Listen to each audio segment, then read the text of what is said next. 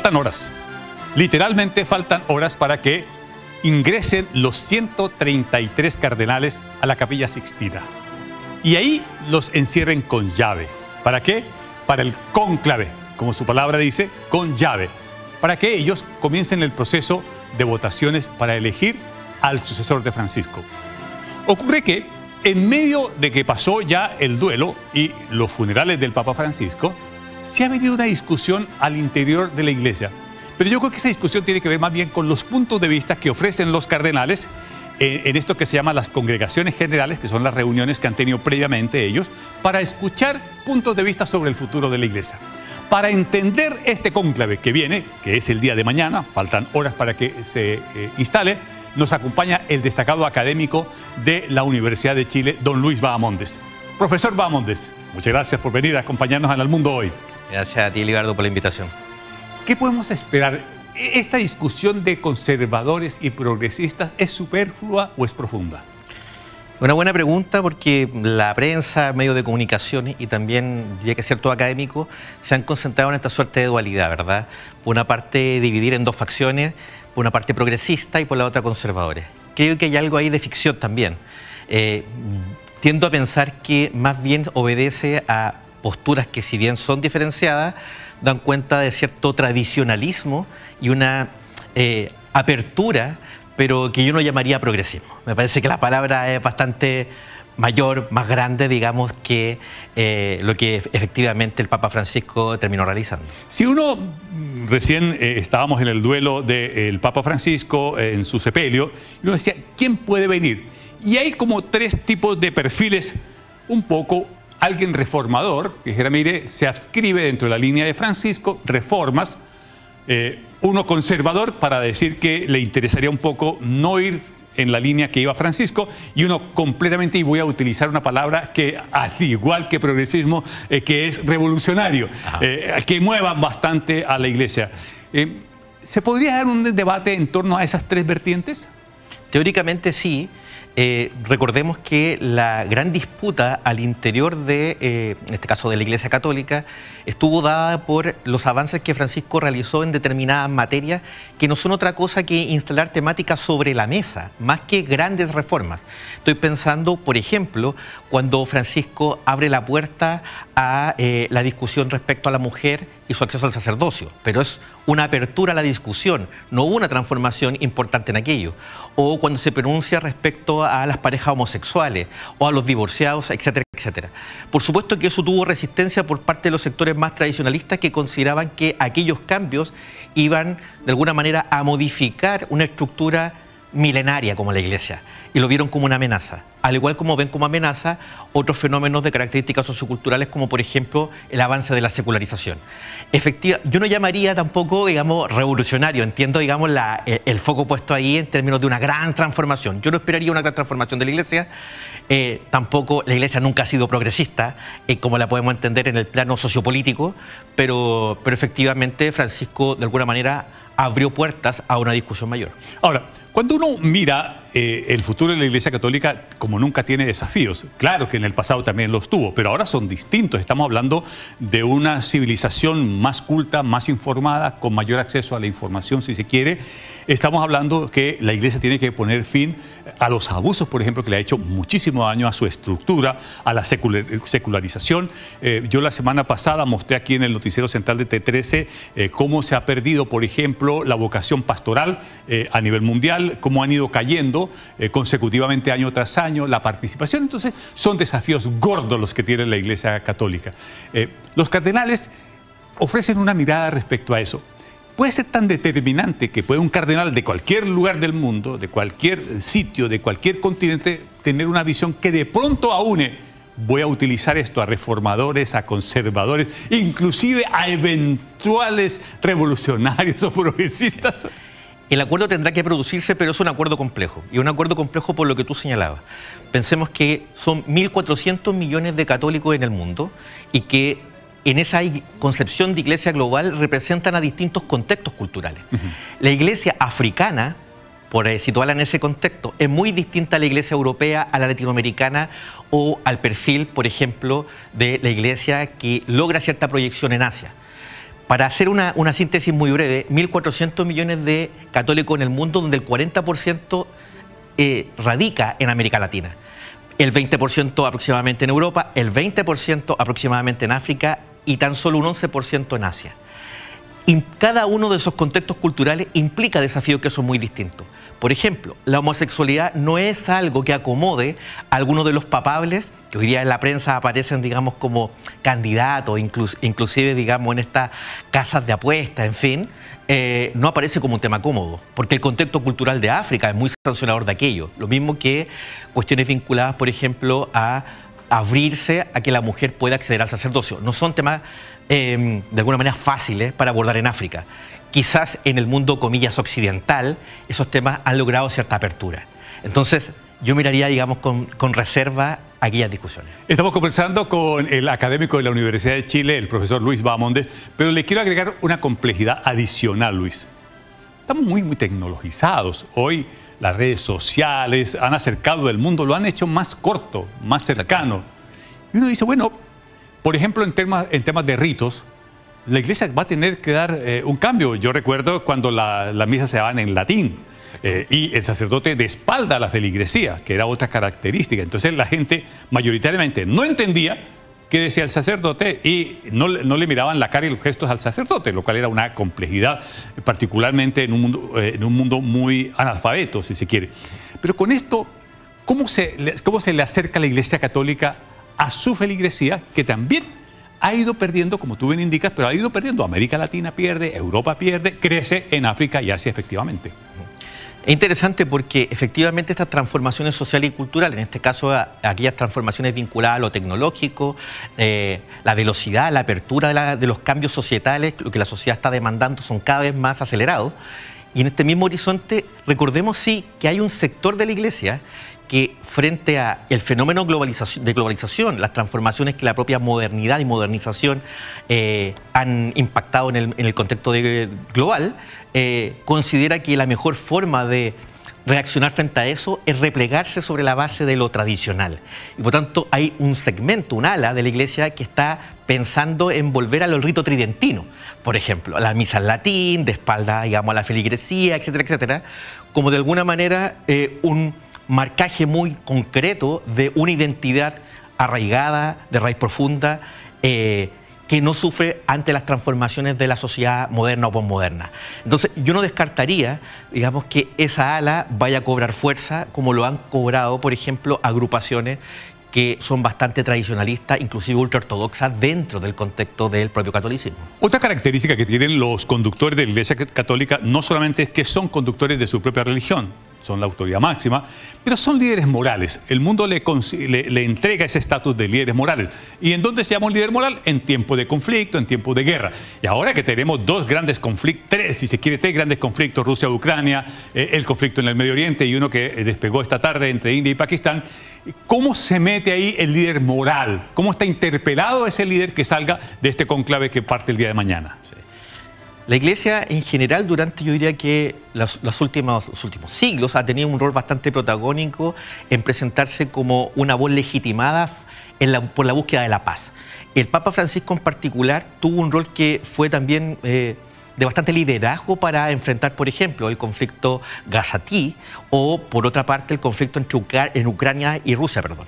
Pero también frente a otras crisis de orden económicas, políticas, de legitimidad, de liderazgo, etcétera, etcétera. Es interesante porque el Papa que venga ahora, que inicia mañana el cónclave, tendrá que enfrentar un mundo plagado de crisis, de desafíos tanto externos a la Iglesia como internos, como los que tú abordabas en la pregunta anterior. Ahora, uno imagina que la conflictividad lo que hace es aumenta el odio, aumenta la rabia, aumentan muchas cosas. Y uno dice, bueno, ¿cómo se aplacan estas cosas? Entonces, ¿qué tiene que hacer un líder moral precisamente para contribuir a aplacar y apaciguar los espíritus? Creo que ahí es clave la relación, el diálogo, comillas, interreligioso, diría, bien llevado, no solamente con esta cuestión de características discursivas, la búsqueda por la paz, que es una suerte, digamos, de mínimo común, sino apelar, digamos, a elementos que efectivamente pueden hacer concitar y tener sentido, digamos, para la población en general, para los liderazgos políticos.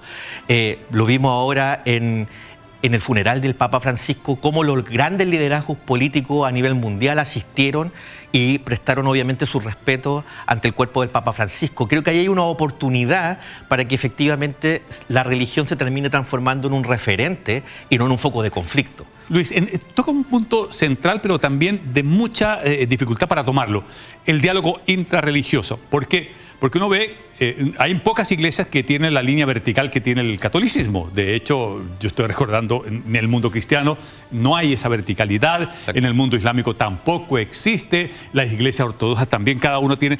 ¿Cómo congregamos que efectivamente ese diálogo intrarreligioso o interreligioso sea que congregue muchísimas iglesias para que puedan entre todos hacer un esfuerzo por la paz? Fíjate que esto se ha estudiado bastante y la literatura, particularmente canadiense, inclusive europea, ha sido bastante crítica de la concepción del diálogo interreligioso, particularmente durante el siglo XX, y ha proyectado una vía distinta para el siglo XXI. Y entre ellas está reunirse en torno a las distintas concepciones religiosas, pero con una finalidad bien concreta, que es la solución de determinadas problemáticas. El diálogo interreligioso en el siglo XX se concentraba básicamente en abogar por cuestiones de orden común, por ejemplo, la paz mundial o la solidaridad, etcétera, etcétera, y rehuía el incorporar el conflicto como algo de una solución de alguna manera común.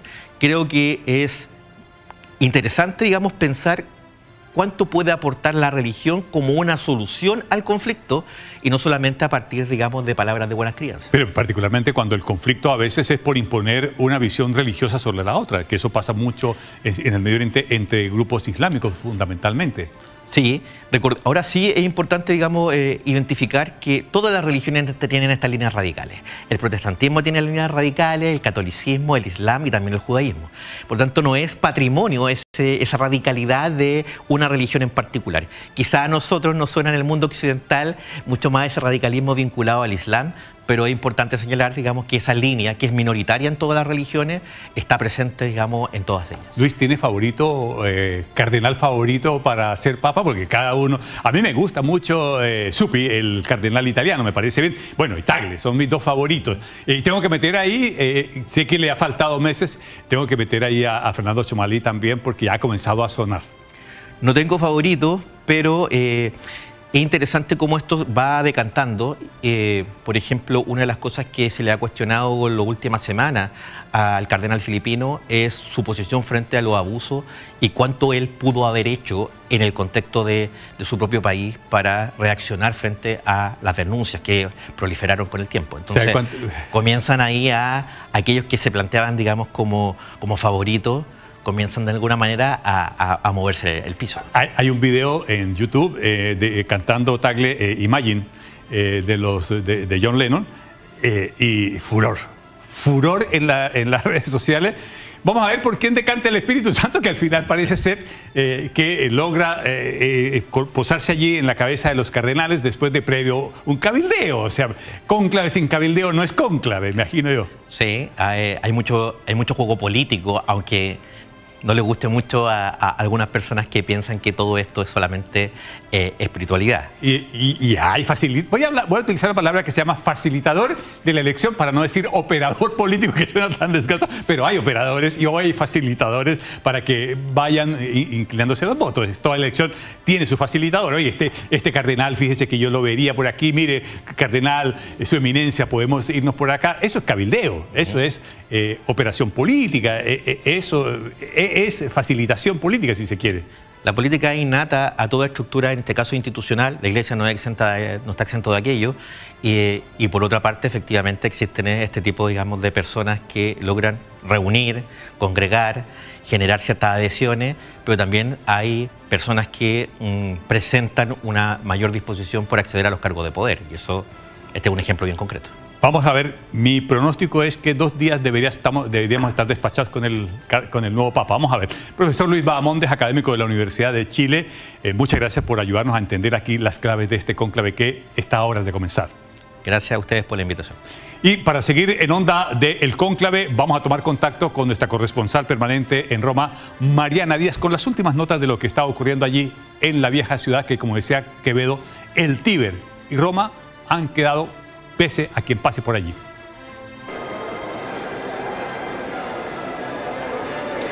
Hola, sí, buenas tardes. Ya está todo listo en la Capilla Sixtina, joya del Renacimiento, para acoger el cónclave que elegirá al pontífice número 267 de la Iglesia Católica.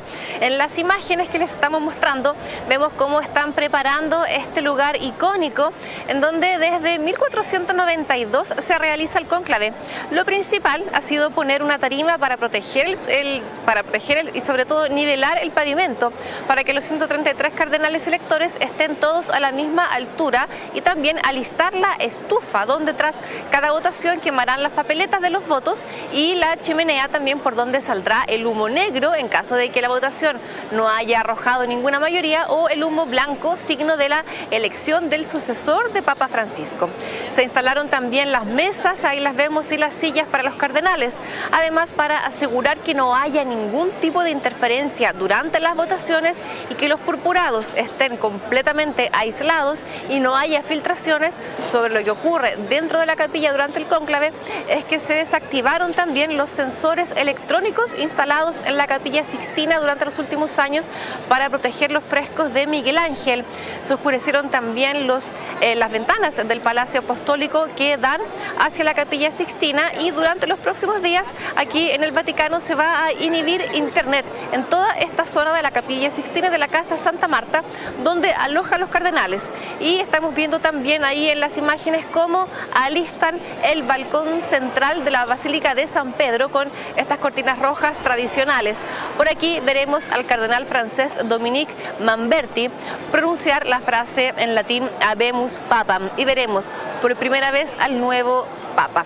Pero quiero dejarlos ahora con las palabras del cardenal chileno Fernando Chomalí, a tan solo horas de participar por primera vez en su vida en un cónclave. Además, según un periodista español y experto en Vaticano, el cardenal chileno habría sido el candidato de Papa Francisco. Pero escuchemos qué fue lo que nos dijo Monseñor Fernando Chomalí. A ver, mira, aquí los que saben no hablan, y los que no saben, hablan. Por lo tanto, es una fake news que lanzó, que por supuesto suscitó impacto en la gente que me conoce, pero todo el mundo sabe que es muy difícil que haya otro papa de América Latina.